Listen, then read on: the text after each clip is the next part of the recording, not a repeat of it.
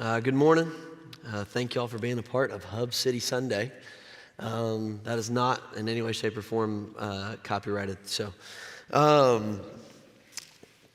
we're picking up this morning for our students. This feels like session 5. But for a lot of you in the room, you don't really know what we've gotten to do this weekend. So let me give you the 30-second Spark Notes version, which is probably about the amount of time that I slept as well. But we have had an incredible weekend with our middle school students and our high school students. We have gotten to see students hear the truth of the gospel very, very clearly. So I want to lead with that first, to know that we have some godly leaders that are investing, parents, into your sons and daughters. We have some godly college students that could have gone home this weekend. They're on Thanksgiving break as of this past Friday, but they chose to stick around because they believe in the ministry that God has called them to.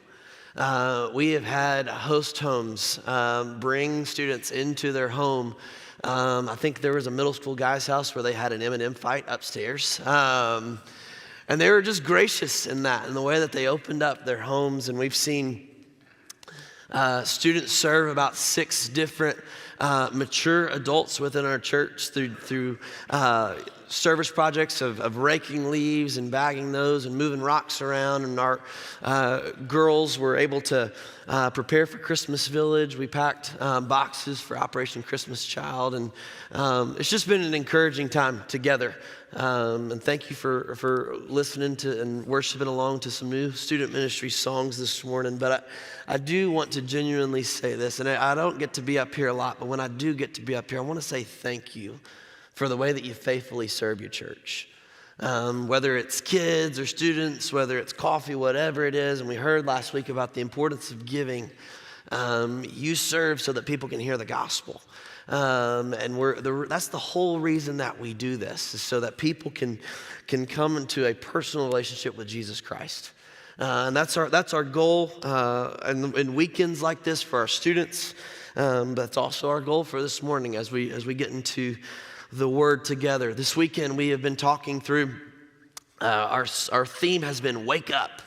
And that is meant to wake up to the truth of the gospel, wake up to the power that is available to us through the power of the Holy Spirit, and waking up to what God has called us to do and what He has done for us. And so this morning we're also I'm going to kind of bring you into some Hub City stuff, but we're also going to do our own time together this morning as we look at a man in Scripture who woke up to what God had done for him. And so this morning we're going to be in Luke chapter 17. Luke chapter 17, where we examine a man who woke up to what God has done for him. And as you turn there, I want to tell you a brief story. I love sports. I love sports stories. There's usually some inspirational message that is attached to those. And this brief story I want to tell you, this one's no different. I am a Cubs fan, so you can be praying for me. But the reason I'll tell you this story about baseball is there is a athlete by the name of Sam Fuld. He was drafted by the Cubs, but he never actually played for the Cubs. And Sam Fuld, in April of 2011, played for the Tampa Bay Rays. And I don't know if you're a baseball fan or not. If you're not, just bear with me for just a second. I'll tell you where I'm going. But Sam Fuld, they're playing a game against the Red Sox, and Sam Fuld had an amazing game that day. In his first 3 at-bats, he had hit a homer, a triple, and a double. For those of the baseball people in the room, what that means is all he needs is a single to hit the cycle. And to give you an idea of how rare that is, in fact, only 291 other players in baseball history have accomplished this feat. Hall of Fame inductees like Willie Mays and Hank Aaron, they never hit for the cycle. And this was Fuld's first shot at a starting role in the majors. He was just kind of an up-and-comer and trying to prove himself. And in his 4th at-bat, before the 9th inning, he had a deep fly ball to outfield for an out. But his final at-bat came up in the 9th inning. And the Rays are beating the Red Sox 16-5 at this point of the game. And what we see is that if you go back and watch the tape, Sam Fuld, he hits a ball to the outfield. And he starts for first. And what's so cool about Sam Fuld is nobody would have blamed him if he stopped at first. He could have just trotted to first. He could have had the cycle. But not Sam Fuld. Sam Fuld was different. He rounded first, then he slid into second for his second double of the game. The game was well within hand. The Tampa Bay Rays were going to win comfortably. But even in that comfortable win, Sam Fuld said, no, I'm going to do the maximum for my team to have the best chance at winning. See, Sam Fuld was different. He was different. Joe Madden, he observed Sam Fuld's refusal to stop at first base. He said that it reflected Fuld's integrity. He bypassed this really sweet record and a shot at the history books because he was different. And this morning, I want to challenge you with the question, as Christ followers, how are we also supposed to be different? In light of this week being Thanksgiving, and Americans all over the country this week, they're going to gather together, they're going to take time to be grateful for the things that they have. But how are Christ followers supposed to be different when it comes to gratitude? How does giving thanks look different for the Christian? This morning, we're going to examine a passage that I think many of us, we can blow past in our reading, but I want to slow down today and examine just a small but a powerful moment in Jesus' ministry. I'm going to be starting in verse 11 this morning. It says this, it says, now on his way to Jerusalem, Jesus traveled along the border between Samaria and Galilee. As he was going into a village, 10 men who had leprosy met him. And I'm sure many of you have heard references to leprosy before, if you've grown up in church. But if you haven't, I want to paint you a picture real quick. First, story starts with 10 men who have the worst disease of their day. The physical ramifications for leprosy were horrendous. Leprosy attacks the body. It leaves sores. There are missing fingers, missing toes, damaged limbs. In many cases, the initial pain of leprosy gives way to something more terrible, that a loss of sensation and nerve endings, which can lead to more damage in various body parts. And this disease can take 30 years to run its course. It was the most horrible disease. And while we have the impossible task this morning of trying to fathom what that must have been like 2,000 years ago, when medical treatment as we know it was almost non-existent then, we do have some ways to understand. We just experienced 2020, and if you survived 2020 and all that, the social distancing pieces there, and understanding like there are certain people that were socially outcast, whether you have COVID, yeah, I'm not gonna go near you, or whatever that looked like. We know at least a small extent of what lepers went through in terms of being socially distanced and put to the side. But what we see is these 10 men, they recognize Jesus' authority immediately. They proceed to ask him from a distance, because that's what lepers did. They were loud to help others understand, hey, I'm unclean, but I need to get your attention. These men, they recognize this. In verse 12 and verse 13, it says that they stood at a distance and called out in a loud voice, Jesus, Master, have pity on us. What we see right off the bat here is these men recognize that Jesus is one of superiority, and they are desperate for him to show compassion on them. And their request is simple. Jesus, please heal us. I just described to you how painful and leprosy was, and their goal is simply to be restored. Physically restored. And beyond the physical pain that lepers had to endure, the emotional pain of a leper, however, must have been even far worse than the physical pain. You see, a person with leprosy was removed from his family. He was removed from the community. There would be no contact whatsoever with his children or his grandchildren, with his friends, none of that. As soon as he found a person that was found out with leprosy, they would be immediately removed. His wife would not be allowed to kiss him goodbye. He would have not allowed it for fear that she too would have become afflicted. Lepers tended to roam together, looking for food, begging for assistance from a great distance, learning to yell in loud voices, both for the need to warn others and to beg for help from across the way. Consider what it must have been like to have been removed from friends and family for a lifetime and to have been forced to announce that removal on a daily basis. It must have been horrible to announce, I am an unclean outcast, and to relive that day after day after day. So these men are obviously desperate for physical and societal restoration. But check out what Jesus tells them to do in the first part of verse 14. It says, when he saw them, he said, go show yourselves to the priests. In this account, when these 10 men encounter Jesus and they hear him say the most unusual thing. Because I usually read this passage and I'm like, all right, Jesus, do your thing. You know, you just healed somebody a couple of passages ago of leprosy. Why don't just do your same thing and send them on their way? But because they're clearly shouting here, we want to be well. They're shouting at Jesus, and the great teacher responds, go and show yourselves to the priest. And I've read this story in the past, and I used to think that Jesus was being so harsh, almost as if he were dismissing them of, yeah, go show yourselves to the priest. As if I would read that as if Jesus didn't have time for them. That's how I would read that passage. But knowing the cultural background here helps us understand that Jesus is doing the absolute opposite of dismissing them.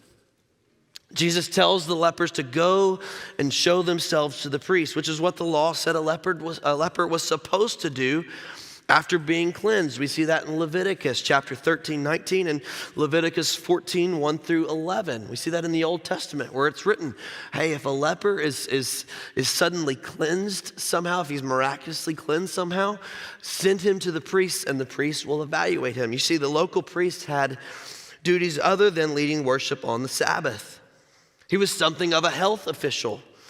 If a person was miraculously healed of leprosy, it was up to the priest to inspect the individual, to test for a complete removal of the disease, and to announce that person healed.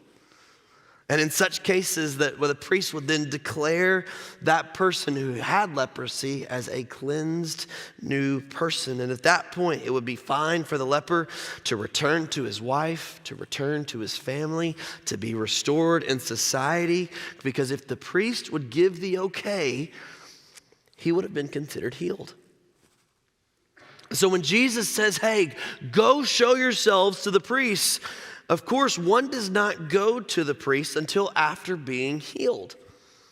But here Jesus tells them to go before the healing is accomplished.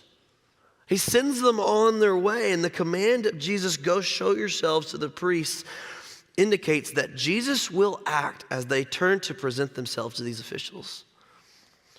We see at the bottom of 14, it says, off they went. And they look down at their bodies, and the hands of one man they're still mangled. Another hand, he looks at his leg. There's a filthy rag at the knee. Other looks at his skin. He finds it still as repulsive as ever. In other words, all these men were no better off based upon this initial conversation when they first spotted the teacher, and yet they head off in search for the priest. In the second half of 14, it says that as they went, they were cleansed. On their way, a hand reappeared and it tingled with life. A crutch tripped on a filthy rag as it fell to the ground. The leg was back healthy, whole, and complete. Skin cleared up, and one after the other, these men were healed on their way to see the priests. One looked at the other, another looked at the rest, and then the cheering started. I imagine that those smiles were met with sweet excitement. They race off in the distance. They're not believing that this nightmare of being physically broken and socially outcast, that nightmare was over. But in order for the miracle to happen, these men had to start walking in faith before their circumstances had changed. Is there a more potent lesson for us this week on Thanksgiving week? Friend, you cannot wait for the problems to be over to start walking in faith. You cannot wait for the problems to be over to start walking in faith. You cannot put conditions on a holy God. You cannot say, Lord, as soon as there's enough money, I will follow your instructions. You cannot pray, Lord, if you'll just solve this issue, I'll start to go to church or I'll return back to you. You cannot put conditions on God. Instead, God places a demand for faith upon us before anything at all has changed. This past Friday night during Hub City, our speaker, his name's Grant Allen. He serves at Long Hollow in Nashville, and he gave us this reminder of just how to define the gospel clearly for our students to be able to articulate. And he said that we are saved by faith alone, by grace alone, through faith alone, in Christ alone. In other words, he redefined all of those words and he really fleshed those out, what it meant for our students. But we came to understand that grace is the gift that God has given us. Faith is our response to that gift of grace, and Christ is the reason. See, God might say, you know what, love me despite the disease, obey me despite the lack of talent or the lack of resources, follow me now despite the anxiety or depression that you're wrestling with, say no to the temptation while it is still difficult, praise me in the darkest of nights and in the worst of circumstances. That is a faithful response, church, especially in the face of difficult circumstances. This is the very nature of God, a God who loves you so much that he'll give you the opportunity to be thankful when nothing about your circumstances gives you that motivation. Now, friends, that is the very definition of faith, because if you only praised God on the good days, only in the best of circumstances, faith would not be required. That would be more like a business arrangement. And this is not about business. This is about a relationship. Students, our relationship that is based upon faith, it requires a recognition of our Redeemer. It requires us to recognize, Lord, you have redeemed me, you have restored me, and I respond in faith in that, regardless of what's going on around me. Now, I understand that is a good rah-rah message going into Thanksgiving break. I understand that. I understand that there are some real difficult circumstances that people are going through in this room right now.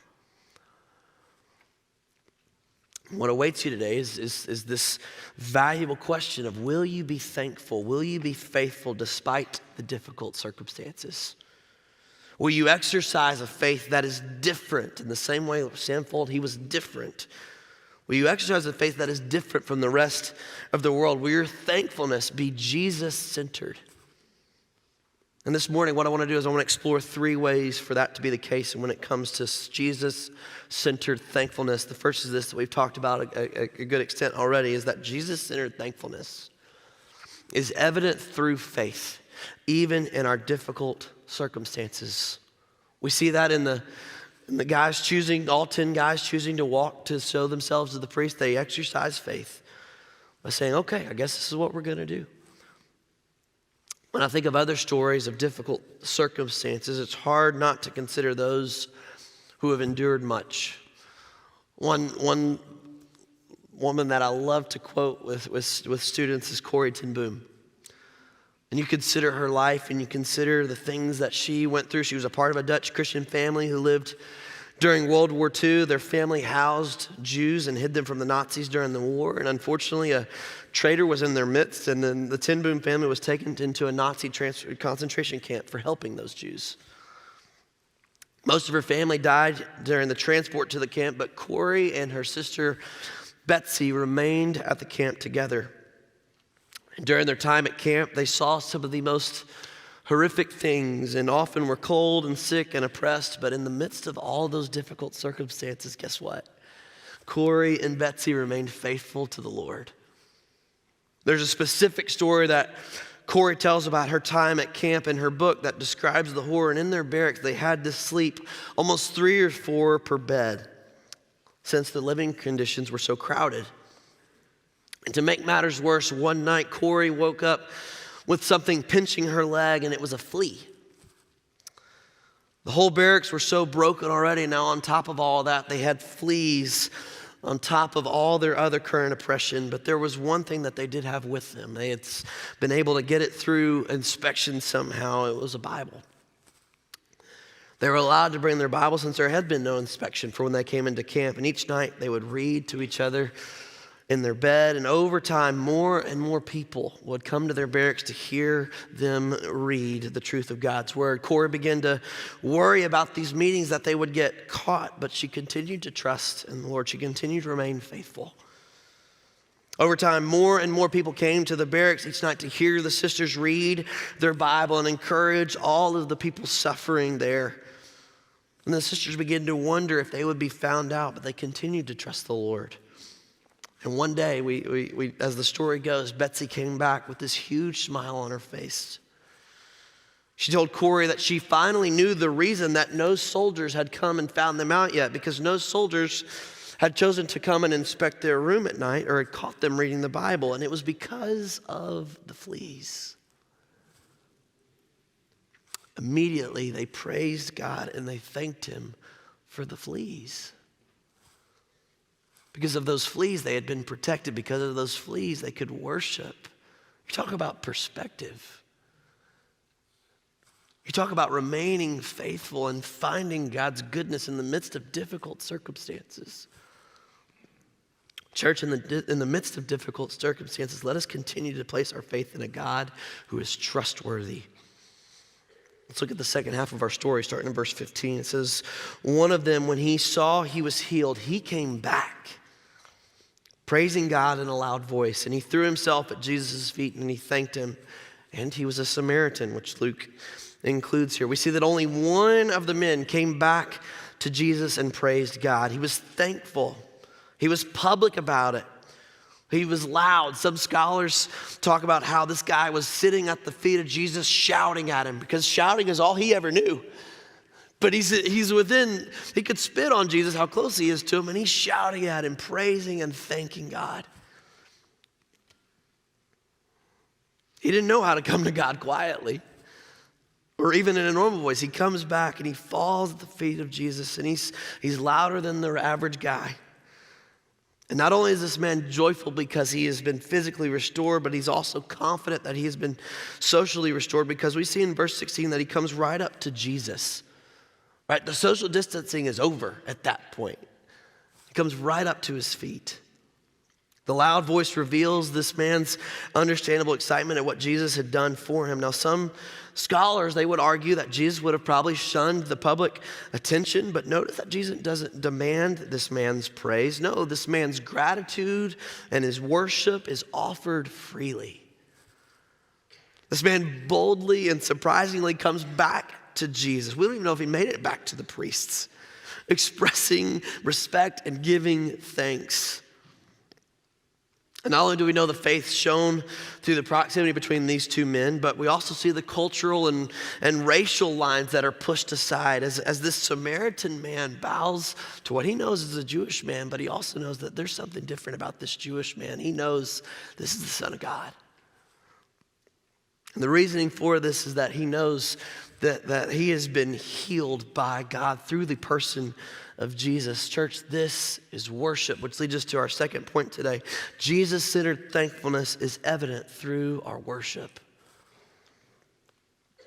One thing we try to tell students often is that worship can take on many forms, and it's not just the 3 songs before a message. Worship can be a posture of our hearts. It's our response. And the thing that remains constant, however, is that we need to continue to commune with God, to express both our praise and gratitude. And praise is important because it reestablishes our relationship with God on its proper terms, that he is to be exalted. We should take on the posture that we appreciate what Christ has done for us and what he is doing in our lives. And in that communion with God and praise that we offer to God, we cleanse our attitudes by remembering God's goodness. That is our response. That is what makes our gratitude as Christ followers different. It is that we remember ultimately our redemption and we appreciate how we have been rescued. That's exactly what this Samaritan leper did as he came back to thank and worship Jesus. Even this cleansed leper returns. It's worth mentioning by the writer Luke, and we see that only one leper returns back. One man caught himself in the midst of the celebration. He says, you know what? I need to go back and thank Jesus. He reverses his steps. Remember, he has been physically and society restored. He puts his family on hold. He puts the priest on hold. He comes back to the cause of his celebration.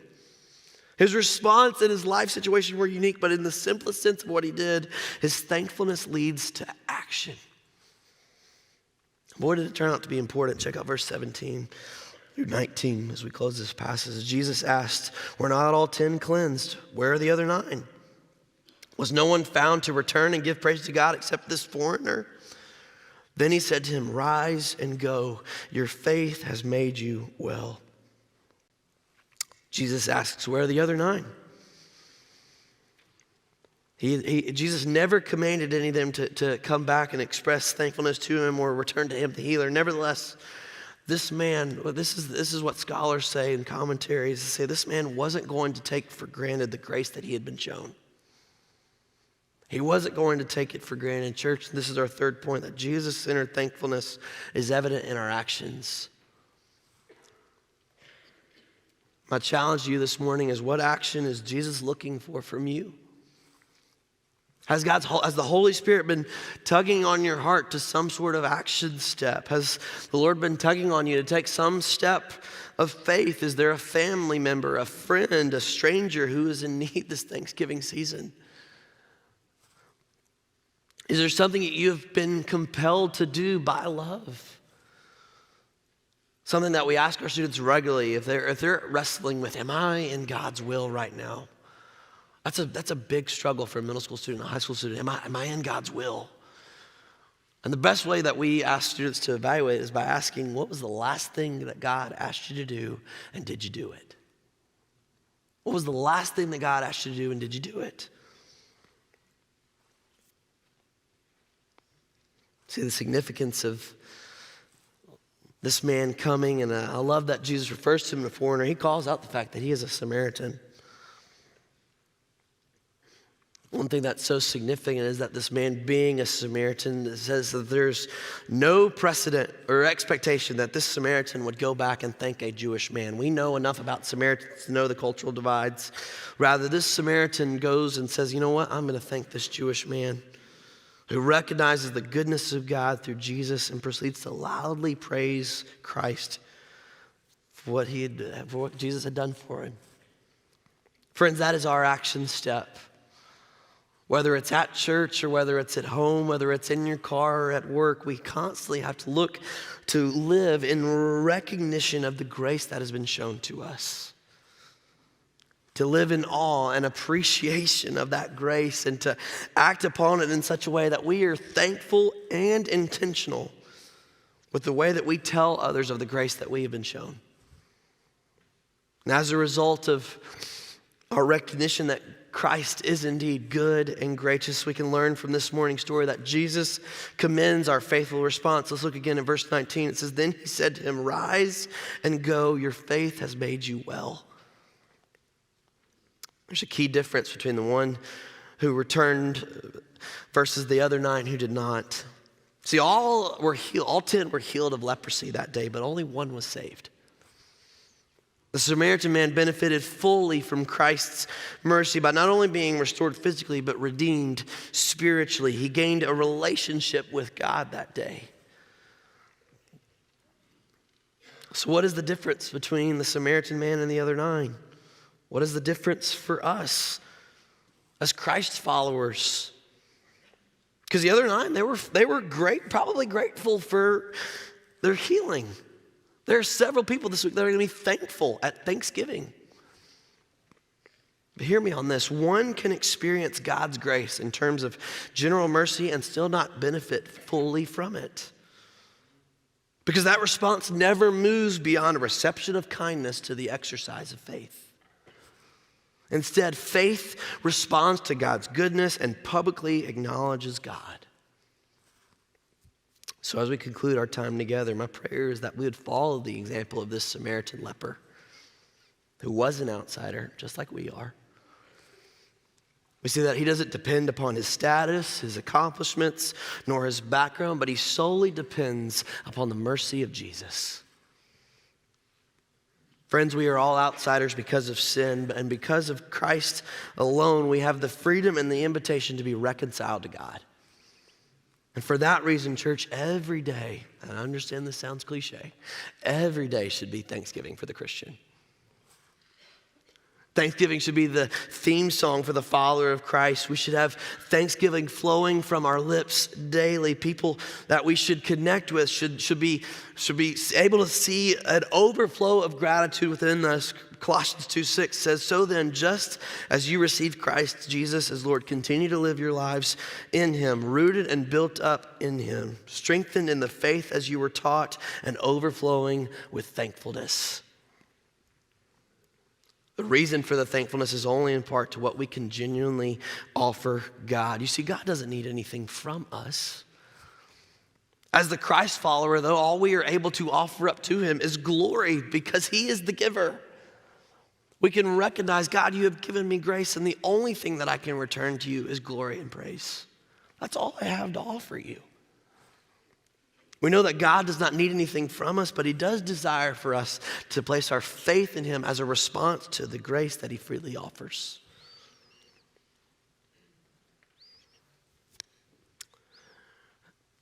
Wherever you are today, when we overflow with thankfulness, it shows in everything, in our speech, in our attitude, in our actions. When we are overflowing with the Lord, there will be an outpouring of thankfulness in our lives. If we are not overflowing with the Lord, there is going to be a temptation and our natural bend to allow selfishness and entitlement to flow out, where we think we're deserving. But if we can say, you know what, we're going to live in such a way that we recognize what Christ has done. Where we recognize, you know what, even Romans 5:3, we're going to rejoice in affliction. We're going to rejoice because we know that affliction produces endurance. Then we have a true understanding of what thankfulness is. Because we have to understand that where there is a saving faith, there is a thankful heart. That is evidence of the fact that we recognize what Christ has done. Today, you may be the type to be thankful for the things that you have. You may even say, you know what, I feel blessed. But to separate yourself from the rest of the world, to return back to that original point of how are we different? There is a different response when it comes to this idea of an attitude of gratitude. You can respond with a desire to place your faith in Christ. You can declare that all good things come from him and him alone, that redemption comes through Christ and through Christ alone. Maybe today you've been putting off Thanksgiving, thanking God for the gift of grace, responding in faith to the gift that has been offered to you. Maybe today you just view Thanksgiving as another day in November.